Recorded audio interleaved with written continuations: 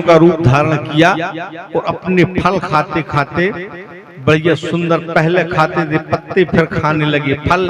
भगवान कहते, भगवान से कहते हैं कि मैया उसी फल का तो फल खा रहे हैं, कोई पत्ता खाता है और कोई फल खाता है। अगर पशु हो जाते तो पत्ते खाते और मानव हो जाते तो फल खाते। है उसी से ना, मतलब उसी वृक्ष का फल है, उसी वृक्ष का, वो वृक्ष ऐसा है जो हम आपको सबको पाल रहा है। किसी को फल वाले को फल दे रहा है और पत्ते वाले को पत्ते। आपको क्या चाहिए, राम चाहिए कि नाम चाहिए? भगवान राम ने कहा एक बार मिथिला में, आपको क्या चाहिए, राम चाहिए कि नाम चाहिए? आपसे पूछा जाए, बताओ आप ही को क्या चाहिए, राम चाहिए कि नाम चाहिए?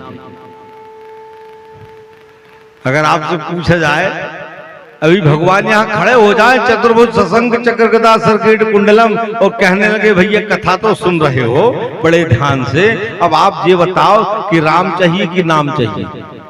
तो फिर क्या कहेंगे हम अपने आप में शांत रह जाएंगे कि हमें क्या चाहिए, हम विचार करेंगे। जैसे आप ही से पूछने लगे भगवान कि बताओ बताए आपको मैं चाहिए का मेरा नाम चाहिए? तो आप तो क्या हो, आप ही आ जाओ हमारी गोदी में बैठ जाओ। मगर हम आपको कुछ दिन साथ देंगे, कुछ दिन चलेंगे हम, लेकिन हमारा नाम तो साजीवन युगों युगों तक चलता रहेगा। तो हमको आप नहीं चाहिए, आपका नाम चाहिए। राम ने क्या किया, कुछ दिन रह करके कुछ काम थोड़ा थोड़ा किया, लेकिन राम के नाम ने तो युगों युगों को तार दिया, लाखों करोड़ों पापियों को तार दिया। हमको प्रभु तुम्हारा नाम चाहिए।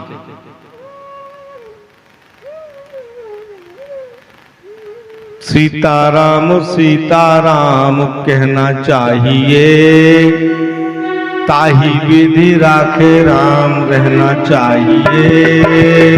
सीताराम सीताराम कहना चाहिए, ताही विधि राखे राम रहना चाहिए। बोलो सीताराम सीताराम कहना चाहिए, ताही विधि राखे राम रहना चाहिए। चाही विधि राखे राम रहना चाहिए, चाही विधि राखे राम रहना चाहिए। सीताराम कहना चाहिए, सीताराम सीताराम कहना चाहिए। चाही विधि राखे राम रहना चाहिए। और हमारा उसी प्रकार से ताही विधि राखे राम हमको रहना चाहिए। महलों में राखे चाहे झोपड़ी में बास दे, साधु संग राम नाम अंग अंग रहिए। ताही विधि राखे राम ताही विधि रहिए। किया अभिमान तो फिर मान नहीं पाएगा, होगा प्यारे वही जो श्री राम जी को पाएगा।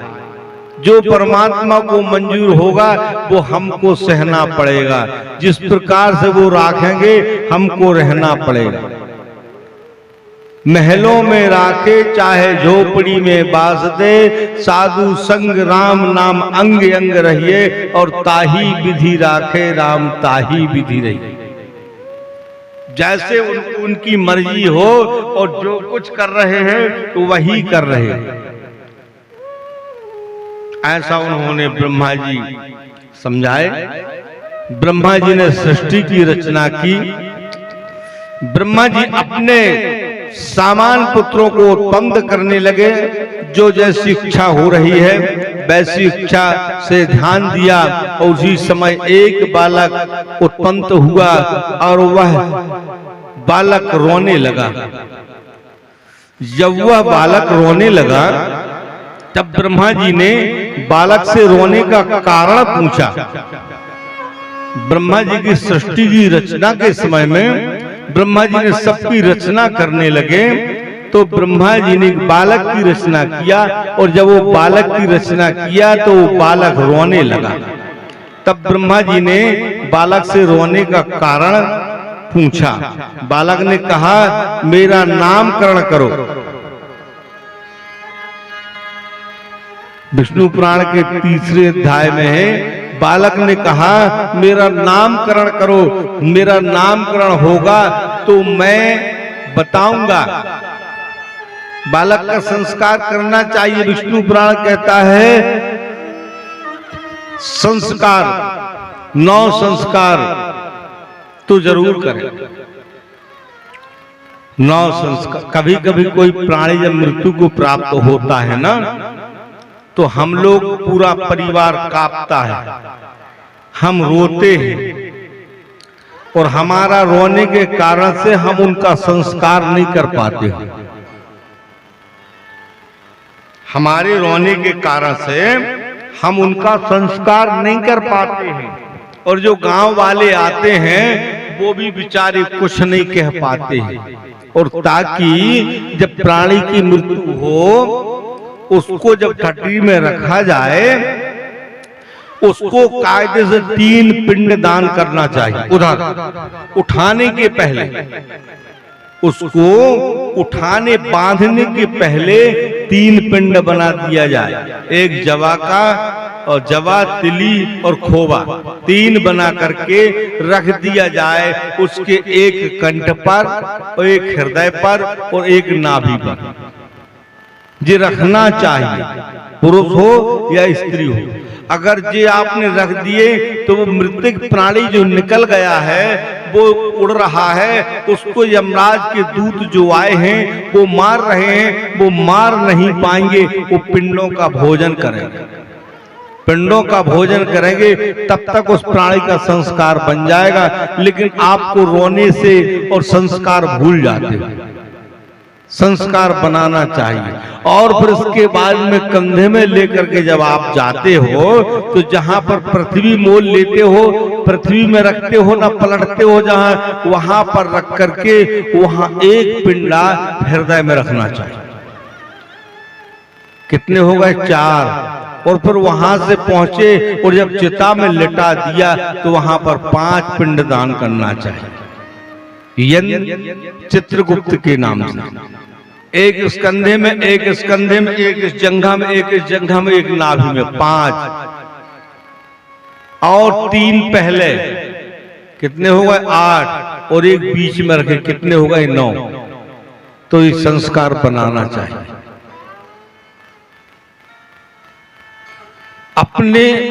अपने घर में जैसे कई लोग मिलते हैं, बोले महाराज जी, कई बहुएं आती, कई बेटी आती, महाराज जी हमारा बच्चा टेढ़ा है, हमारा बच्चा बौरा है, हमारा बच्चा बोल नहीं पाता है, हमारा बच्चा टेढ़ा देख रहा है, हमारा बच्चा तिरछा है, हमारा बच्चा लंगड़ा है, हमारा बच्चा टेढ़ा है, इसके लिए कोई उपाय का पितृदोष लगा है, क्या लगा है, हमारा बच्चा बहुत, क्या भगवान हम पर रूठ गए?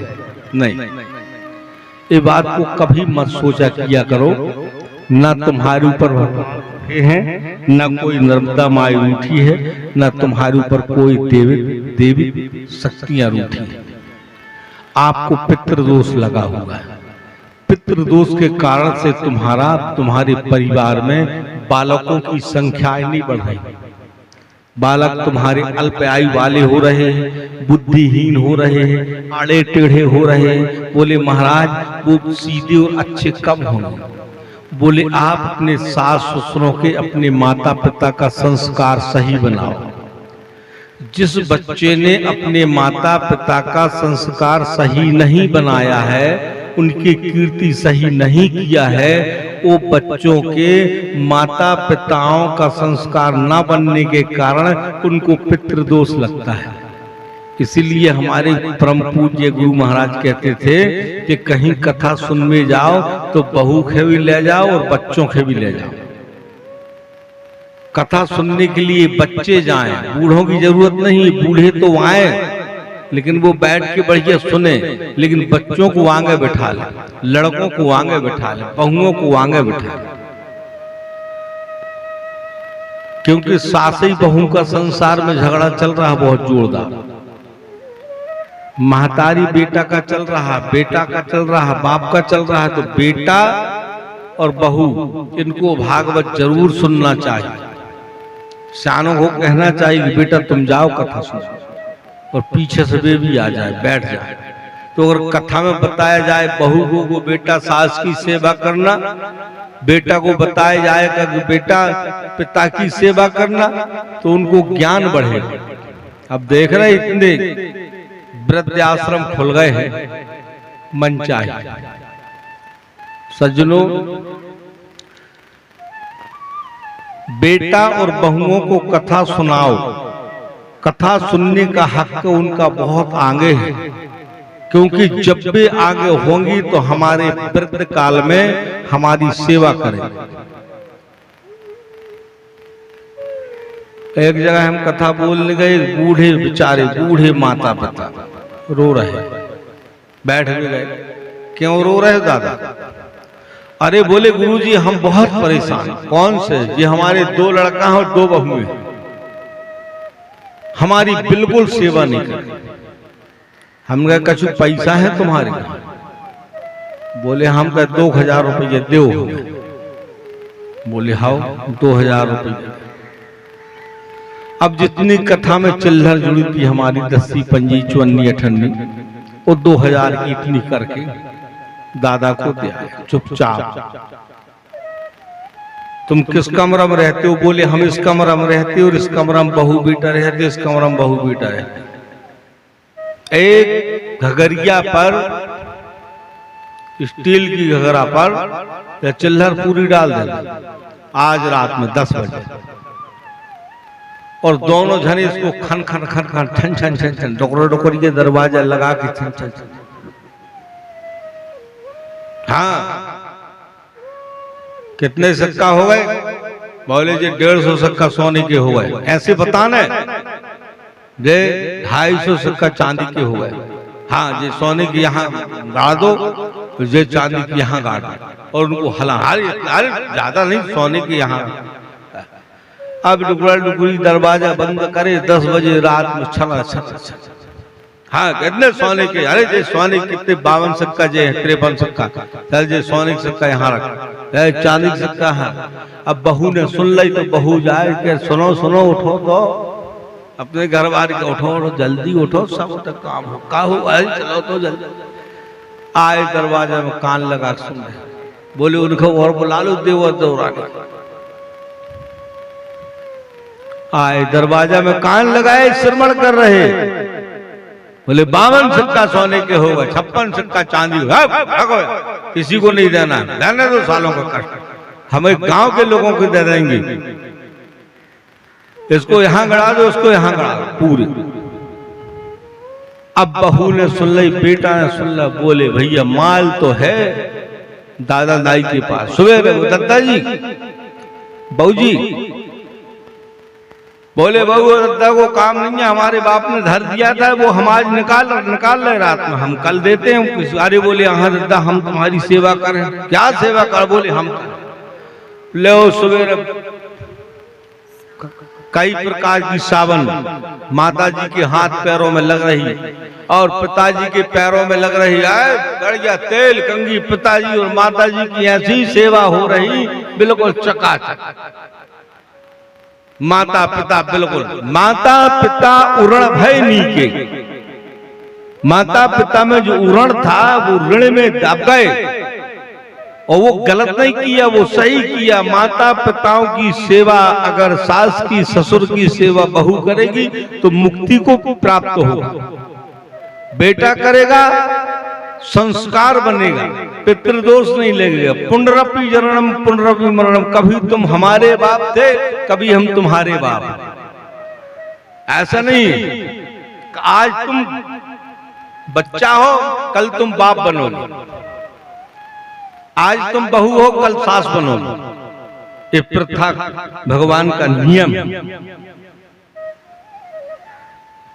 खूब सेवा किया। पिताजी जब खत्म होने लगे बोले दादा कछु तो बता दो। बोले नहीं अभी नहीं। जब बहू बहू जाएगी जब पूछ लेना। लो माता राम जब जाने लगी तो बोले माता जी, बोले सुनो बेटा, हमारी सेवा अच्छे से भाई, अब हम जा रहे हैं, हमारा संस्कार बढ़िया बना देना, 13वीं तक कर देना, सब 6 मसी और बरसी सब कर देना।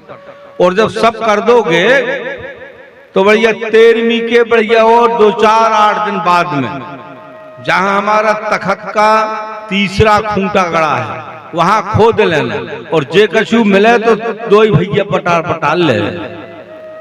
ठीक। अरे बोले एक काम करो, 1.25 महीना हो जाओ, 1.25 महीना के बाद पूरा काम अच्छा संस्कार किया, बढ़िया बनाया, और जब 1.25 महीना के बाद में खूंटा खोदा और खूंटा के पास में निकली घगरिया, बोले अब बटाल लेंगे। देखा उसमें 2000 की चल रहा, एक से। बहू कहने लगी बताओ, हमने 10-10, 20-20 हजार रुपये तो इनके पीछे लुटा दे, और इनमें मिलो कि तो 2000, 1-1000 बांट लो। मैं जानती थी कोई सियाने गांव के आकर के समझाए, बोले बेटा उनने गलत नहीं किया, उनने जो संस्कार किया है, जो संस्कार होना था, तुमको ये संस्कार करना था, माता पिता का संस्कार बनाना तुम्हारा कर्तव्य है बेटे का, तो बेटा अपने माता पिता का संस्कार बनाए। ऐसा नहीं। इस प्रकार से भगवान पूछते हैं कि अगर मेरा नाम रखो तो मैं बताऊंगा। रोने लगा, तब ब्रह्मा जी ने बालक से पूछा कि रोने का कारण, बालक ने कहा मेरा नामकरण रखो। ब्रह्मा जी बोले तू उत्पन्न तो होते ही रुदन क्यों मचा रहा है? विष्णु पुराण कहता है कि तू उत्पन्न तो होते ही रो क्यों रहा है? तो बालक ने कहा मैं जब उत्पन्न तो होता हूं तब रोता हूं, अगर मैं उत्पन्न तो होता हूं और हंसूंगा तो गांव में बड़ी बदनामी हो जाएगी, अगर मैं ना रोऊंगा तो माताएं रुलाएंगी मुझे। सही बात है। अगर बच्चा जन्म लेता है और अगर ना रोए तो उसको जबरदस्ती रुलाते हैं, ये वेद शास्त्र कह रहा है। अब इसके प्रतिक्षण कहां से होगा? आपसे होगा। आप बताओ, अगर बालक जन्म लेता है अगर नहीं रोता है तो उससे पूछा जाता है कहे भाई क्या हुआ? अरे बोले बालक तो भावले रो नहीं रहा है। होता है।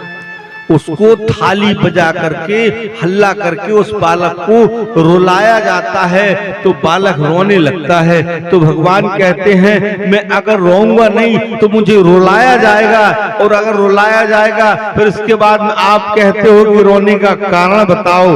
ब्रह्मा जी बोले तुम उत्पन्न तो होती ही रुदन कर रहा है, रोने लगा। करने ब्रह्मा जी द्वारा सन कराने भवे तू वह बालक ब्रह्मा जी ने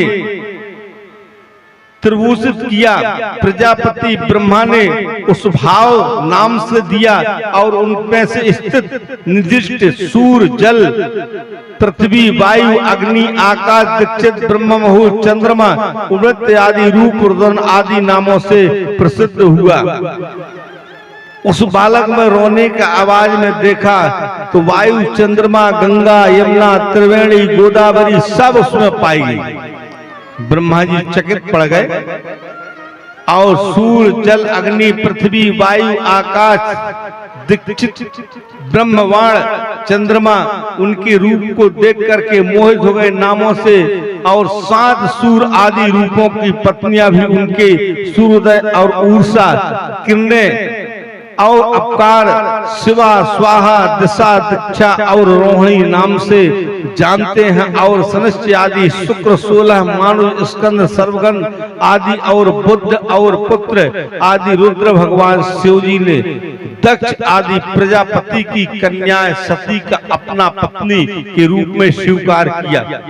भगवान शिव ने देखा कि उस अनेक रूप धारण किए हुए और यह 16 कलाओं वाले आनंद आदि रूप को देखा, और उसी समय वो कन्याओं को जन्म हुआ। तो भगवान दक्ष प्रजापति की कन्या आज तो बस एक बच्चा होता है, 2 बच्चे होते हैं, भगवान से प्रार्थना करते हैं, बोले बस भगवान ज्यादा से ज्यादा 2। दक्ष प्रजापति की 60,000 कन्या है। कितनी कन्या? 60,000। 60,000 कन्याओं को एक दूल्हा चलो जाए उनके घर में अगर मुकुट बांध के तो 10-25 रुपया से ही दे देते। जो भेज देते ना बच्ची के साथ में, वो 10-25 भेज देते, बोले सब ही ले जाओ। चंद्रमा दूल्हा बन के गया उनके पास में, रोहिणी को विवाह लगा। जब चंद्रमा गया उनके पास में दूल्हा बन के, तो उन्होंने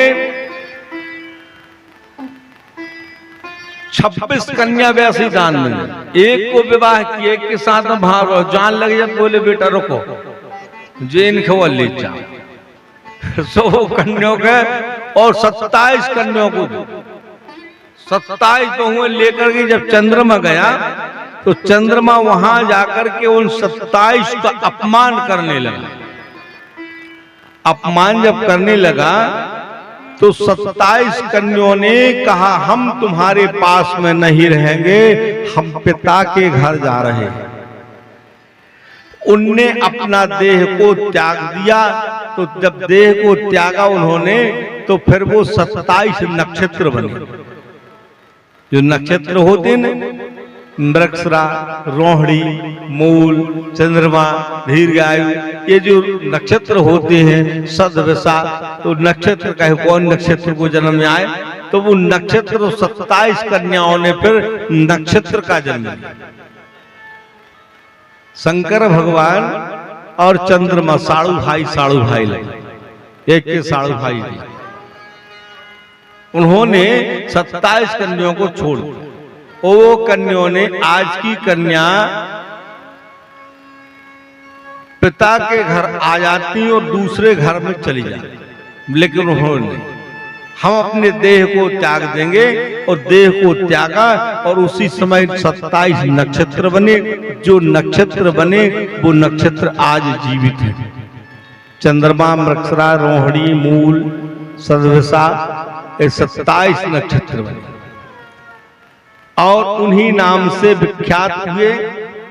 इसी प्रकार से भगवान प्रजापति कहते हैं कि मेरी 27 कन्या भगवान शिव ने भर एक कन्या ले गए।